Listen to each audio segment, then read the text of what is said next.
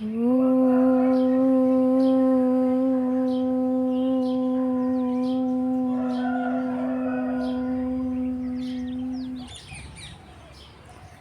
మహాదేవ ప్రభునకు జయము జయము.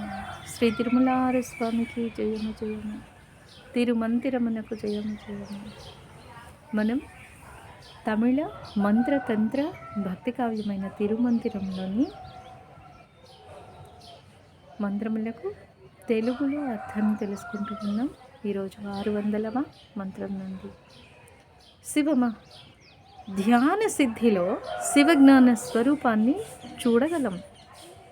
ఆ ధ్యాన సిద్ధి సంభవించిన తరుణంలో చెక్కు చెదరని ఏకాగ్రతలో, ఆ ఏకాగ్రత దృష్టిలో దివ్య ప్రభా దర్శనం కలిగినప్పుడు, ఆ దివ్య కాంతిలో, ఆ దివ్య దృష్టిలో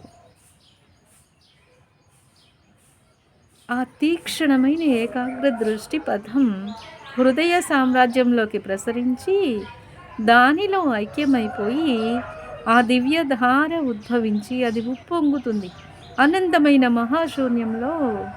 ఆ మహాశూన్య తలంలో అప్పుడు సృష్టికి పూర్వం నుండి తానే ఒక నేనుగా ఉండి ఎవ్వరి చేత సృజింపబడని వాడు, వాడికి వాడే సాక్షిభూతుడైన వాడు మనకు దర్శనమిస్తాడు మహాకాంతిగా. కాంతి దర్శకుడుగా తానే అంటూ స్వామి మనకి ఆధ్యాత్మిక దృక్కోణంలోకి మన దృష్టిని చేరవేస్తూ ఉన్నారు. ఆ దృష్టిని ప్రసాదిస్తూ ఉన్నారు. ప్రతి పదంతో లోపలికి తీసుకుపోతూ లోతులలో నుండి వెలుపలను, వెలి బయలును లోపలను చూడగల దృష్టిని ప్రసాదిస్తూ ఉన్నారు. ఈ మంత్రంలో అర్థం చేసుకోవడం అనేది ఆ స్వామి యొక్క దయయే. శివ మహాదేవ ప్రభునకు జయము జయము. శ్రీ తిరుమలార స్వామికి జయము జయము. తిరుమంతిరమునకు జయము జయము. ఇక 601వ మంత్రంలో, అయ్యో వారు నిజంగా ధ్యానాచరణం చేయడం లేదే అంటూ బాధపడుతున్నారు. ఒక్కసారైనా వారు ధ్యానం చేయరు కదా. ఆ జీవుడు ధరించిన దేహం యొక్క అంతర్రహస్యాన్ని గురించిన విధి విధానాలపై కొద్దిపాటైనా ధ్యానాన్ని ఉంచరు. అంతేకాదు, తమ దేహం పైననే కాదు, తానైన జీవుడి పైన కానీ, ఆ జీవునిగా తానే ఉన్న వానిపైన కూడా కనీసం ఒక్కసారైనా కించితైనా ధ్యానించరే. ఆ మనస్సు పైన కనీసం ఒక్కసారైనా, ఎక్కడైతే ఆ మనస్సు లోతుల వరకు తవ్వుకుంటూ వెళ్ళగలదో దానిపైనైనా ధ్యానించరేమి. అయ్యో, ఒక్కసారైనా వారు తమ అంతరంలోనే అమరి ఉన్న ఆ చంద్రక్షేత్రంలోని అపూర్వ కమలం పైనైనా తమ ధ్యాస నుంచి ధ్యానం చెయ్యరే. అయ్యయ్యో అంటూ స్వామి మన పైన దయను వర్షిస్తూ ఉన్నారు. ఈ మంత్రంలో ఏం చేయాలో అదే మంత్రంలో చెప్తూనే దానిపైన ఎలా ధ్యానం చేయాలో చెప్తూ ఉన్నారు.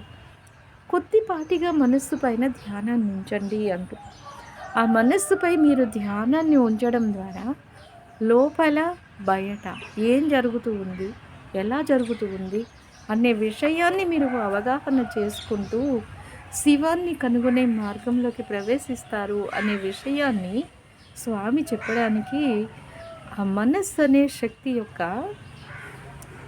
పాదాలపై మీ ధ్యాసను ఉంచండి అని చెప్తున్నారు ఈ మంత్రంలో. శివ మహాదేవ ప్రభునకు జయము జయము. శ్రీ తిరుమలార స్వామికి జయము జయము. తిరుమంతిరమునకు జయము జయము. ఇక 602వ మంత్రంలో ధ్యానములోనున్న అన్ని దివ్యలను, ధ్యానము మన లోపలనున్న అన్ని దివ్యలను ప్రకాశమానం చేస్తుంది అంటున్నారు. మన లోపల ఉన్న జ్యోతిని వెలిగిస్తే మరింక అహంకారపు మహాతిమిరమంతా నశిస్తుంది.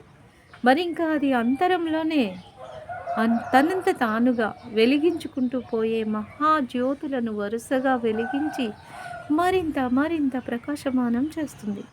ఆ పైన ఇంకా అంతా ఏకమే, అద్వితీయం బ్రహ్మ. అంతరంలోని జ్యోతులన్నింటిలో అవే జ్యోతులు అన్నీ కలిపి నా జ్యోతి, ఆ మనసు అనే జ్యోతి నిజానికి ఆరిపోని దివ్య జ్యోతియే అయి ఉంది. మనసే ఆత్మ మనసు వైపు తిరగటమే. ఆత్మజ్యోతి మనోజ్యోతిని వెలిగించడం. మనోజ్యోతి వెలిగించబడితే మనోజ్యోతి వెలిగించబడే ఉంటూ ఉంది. తనే తనదైన దేహాంతర్గతమైన అన్ని వెలగని దీపాలన్నింటినీ వెలిగించేస్తుంది. ఆ వైపుకి మనం ఒకసారి దర్శిస్తే మరి ఇంకా అప్పుడు ఎన్నటికీ ఆరిపోని మహాజ్యోతి వెలిగిపోతుంది.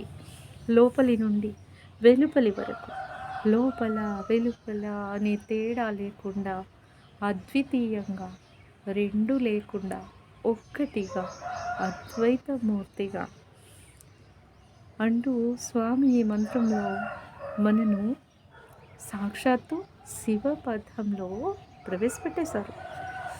శివ మహాదేవ ప్రభునకు జయము జయము. శ్రీ తిరుమలార స్వామికి జయము జయము. తిరుమంతిరమునకు జయము జయము. ఇక 603వ మంత్రంలో ఏం చెప్తున్నారో తెలుసా? ధ్యానంలో అంతర్ముఖులై చూడండి. 8000 ఏళ్ల నుండి యోగ సాధన బాగా చేస్తూ ఉన్నప్పటికీ ఇప్పటికీ కూడా వారు ప్రభుని దర్శించడం లేదు అంటూ కొంతమంది గురించి, కొన్ని ఆత్మల గురించి చెబుతూ ఉన్నారు.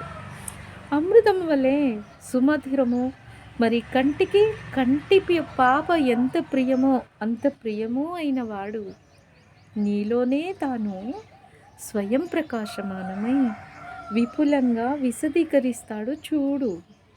నీలోనే తాను ఉన్నాడని అద్దంలో ప్రతిబింబంలా ఉన్న నీ బింబాన్నే నీకు చూపిస్తూ ఉన్నాడు చూడు అంటూ ఉన్నారు స్వామి.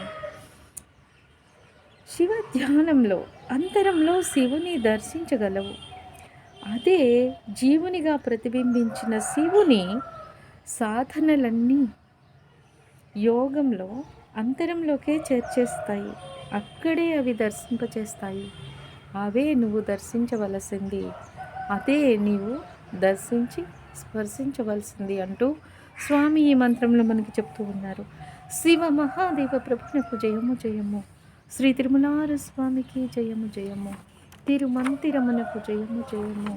ఇక 604వ మంత్రాన్ని గురించి మరో వీడియోలో తెలుసుకుందామండి. అంతవరకు సెలవు. Thank you.